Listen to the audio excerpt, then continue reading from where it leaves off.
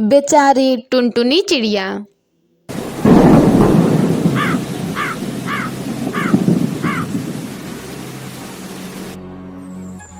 Africa के जंगल में टुनटुनी चिड़िया अपनी मम्मी पापा के साथ रहती थी। टुनटुनी अपने माता पिता की लाडली थी, लेकिन टुनटुनी की माँ को एक गंभीर बीमारी लग गई थी, जिसके चलते एक दिन वह मर जाती है।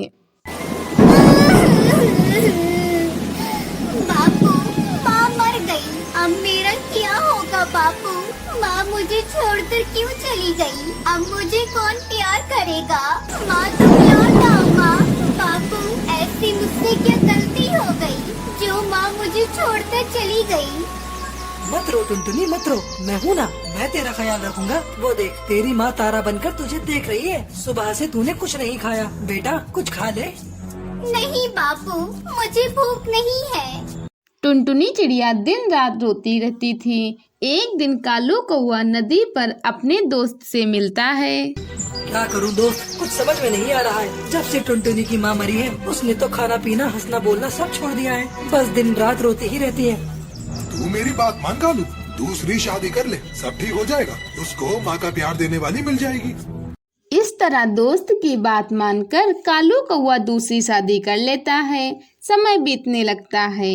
एक दिन कालू अपनी नई पत्नी पिंकी को पैसे देते हुए कहता है, ये लो तनख्वाह के पैसे, इसे संभाल कर रख दो। कल बिटिया के स्कूल की फीस भरनी है। क्या टुनटुनी की स्कूल की फीस भरनी है? मैं कहती हूँ उसे ज्यादा पढ़ाने लिखाने की क्या जरूरत है? उसे पढ़ाने की कोई जरूरत नहीं। घर में रहे, घर के काम करे। तुम कैसी बातें कर रही हो पिंकी? अभी उसकी उम्र ही क्या है? इस उम्र में उसे स्कूल न भेजकर तुम उससे घर का कामकाज करवाना चाहती हो? अगर वो पढ़ेगी लिखेगी नहीं तो आने वाले समय का सामना कैसे करेगी? तुम्हें जो करना है करो, मैं तो वही करूँगी जो मुझे करना है। पिंकी चिड़िया अपनी माँ को बुलाती है और सारे पैसों की शॉपिंग कर डालती है। अगले दिन कालू पिंकी से पैसे मांगता है। पिंकी, अरे ओ पिंकी, कल जो तुम्हें पैसे रखने को दिए थे, जल्दी से लाकर मुझे दो। टुनटुनी की स्कूल की फीस जमा करनी है। टुनटुनी की फीस जमा करते हुए मैं जंगल चला जाऊंगा। पैसे? कौन से पैसे? कैसे पैसे? मेरा भी खर्चा है। मैंने सारे पैसे खर्च कर दिए। ये तुमने क्या किया पिंकी? वो पैसे टुनटुनी की फीस के लिए मैंने तुम्हें दिए थे। पिंकी नहीं चाहती थी कि उसकी सौतेली बेटी टुनटुनी आगे बढ़े। एक दिन टुनटुनी अपने घोंसले में बैठी अपनी माँ की तस्वीर देख रही थी। यहाँ बैठकर क्या कर रही हो बिटिया? पिताजी, आज माँ की बहुत याद आ रही है। बिटिया, ये लो दुर्गा माँ की तस्वीर। आज से तुम इनको ही याद करना, ये तुम्हारे हर दुख को दूर करेंगी।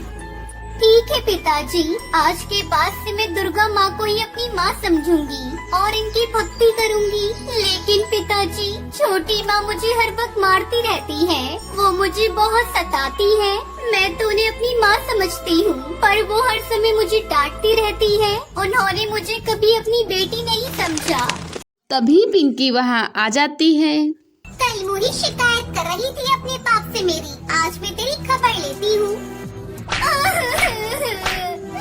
छोटी माँ मत मारो, मत मारो छोटी माँ, मुझे चोट लगती है। अपनी माँ की तरह तू भी कहीं जाकर मर जा, सारा झगड़ा ही खत्म हो जाएगा। टुनटुनी घर छोड़कर चली जाती है और एक पेड़ की डाल पर बैठकर रोने लगती है। तभी उसकी माँ की सहेली गौरी कबूतरी उसे देखती है और उससे पूछती है, अरे टुनटुनी, तू यहाँ बैठकर क्यों रो रही है? मौसी, नई माँ ने मुझे घर से निकाल दिया। अब मैं कहाँ जाऊँ मौसी? बेटा, तू मेरे घर चल, आज से तू मेरे घर रहेगी। गौरी कबूतरी टुनटुनी को अपने साथ अपने घर ले जाती है। टुनटुनी खुशी खुशी गौरी कबूतरी के साथ रहने लगती है। बादलों की खेती।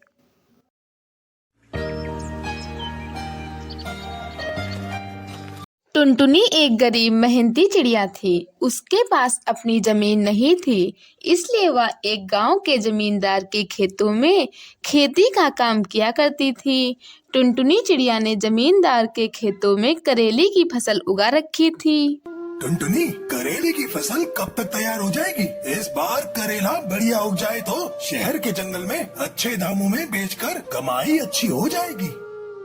मालिक, बस अगले 2 महीने तक फसल पककर तैयार हो जाएगी। ठीक है, पूरी मेहनत से फसल होगा तभी महीने की पगार मिलेगी।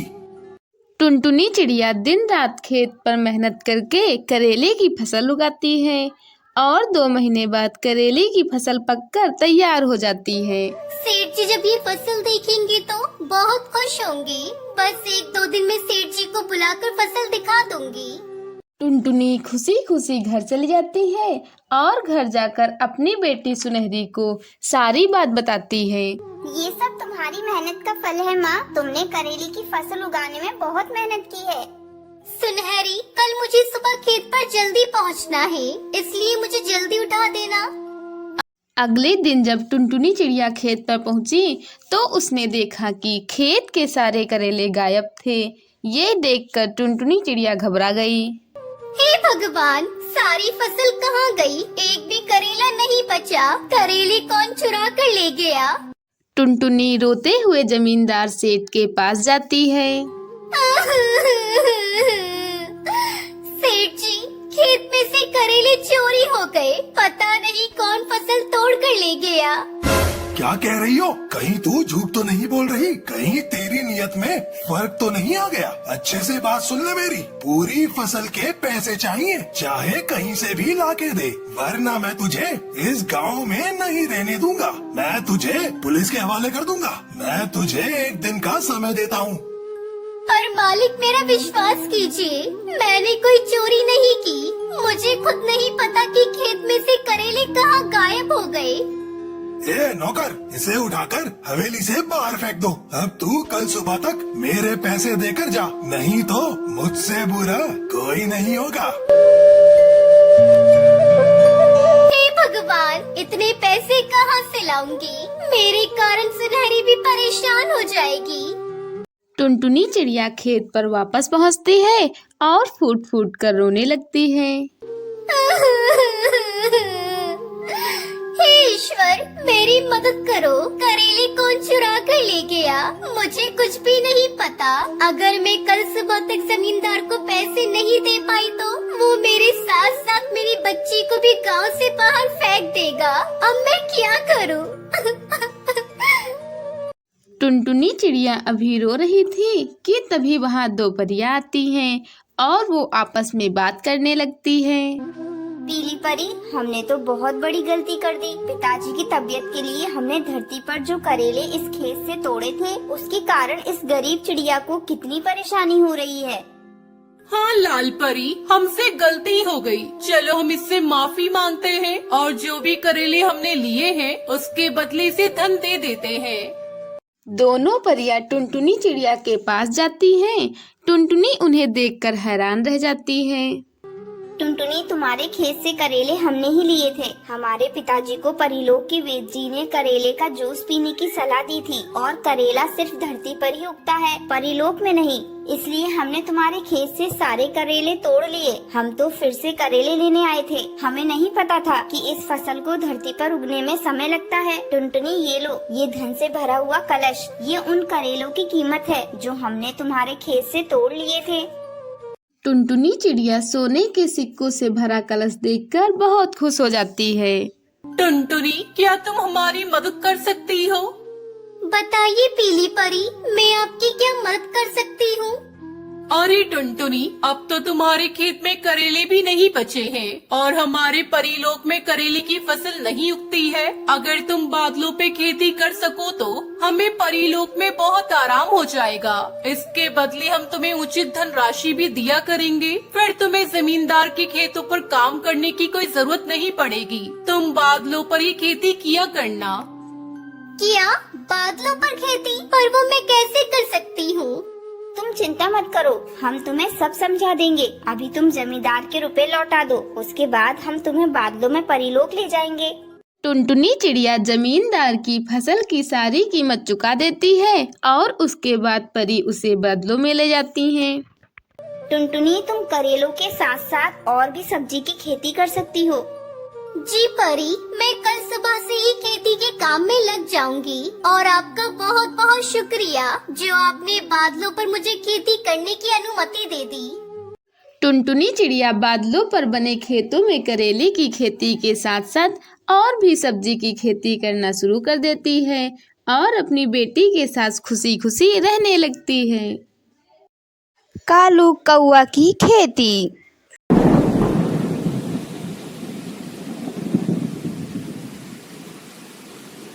मुंबई के जंगल में टुनटुनी चिड़िया अपने पति कालू कौवे और सास ससुर के साथ रहती थी। कालू हर साल अपने खेत में भिंडी की खेती किया करता था। इससे उसकी अच्छी आमदनी हो जाती थी। एक दिन वह अपनी लहराती फसल को देखकर बहुत खुश हो रहा था। इस बार मेरे खेत में कितनी हरियाली है। अब बस कुछ ही हफ्तों की देरी है जब मेरी भिंडी की फसल पककर तैयार हो जाएगी। इस बार मैं भिंडी बेचकर सारे कर्ज चुका दूंगा और कुछ पैसे अगली फसल के लिए भी बचा कर रखूंगा ताकि उस लालची कड़कनाथ से मुझे कर्ज न लेना पड़े।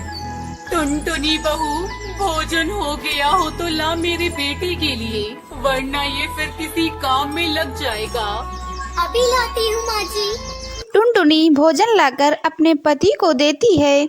अरे बहू, जरा इसका ध्यान रखा कर, देख तो सूख कर कांटा हो गया है।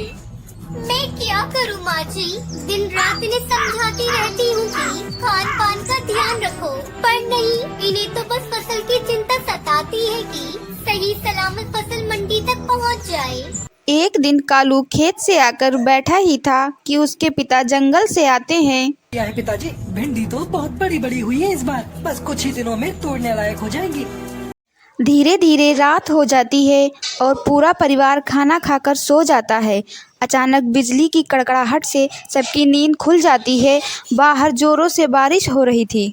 पिताजी, अब क्या होगा? इतनी तेज बारिश में हमारी भिंडी की फसल बर्बाद हो जाएगी। मैं खेत पर जाता हूँ। अरे बेटा, तू बेकार में जा रहा है। तेरे पिताजी ने पानी निकालने का रास्ता बना दिया है। बारिश का पानी निकल जाएगा, तू चिंता मत कर। नहीं माँ, मुझे जाना ही होगा। तो ठीक है, आप पिताजी को भी साथ लेकर जाइए, मैं आपको अकेले नहीं जाने दूंगी। कालू अपने पिता के साथ खेत पर चला जाता है। सारी रात बीत जाती है पर दोनों घर नहीं लौटते। अगली सुबह उन्हें देखने के लिए टुनटुनी और सुंदरी खेत पर जाते हैं, पर वहाँ का नज़ारा देखकर टुनटुनी दहाड़े मारकर रोने लगती है। हे भगवान, ये क्या हो गया?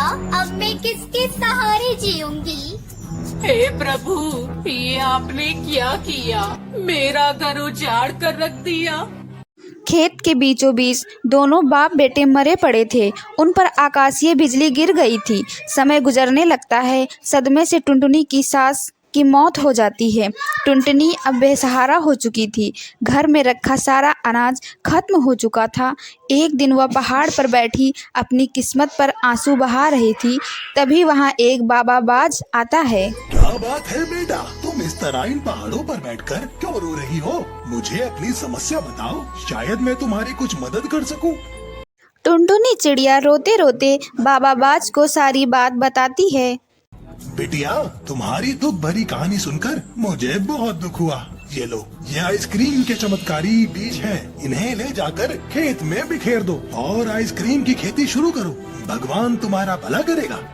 इस तरह टुनटुनी चिड़िया अपने दुखों को भुलाकर उस बाबा के द्वारा दिए गए जादुई आइसक्रीम के बीज से अपने खेत में खेती करके अपनी जिंदगी खुशी खुशी गुजारने लगती है।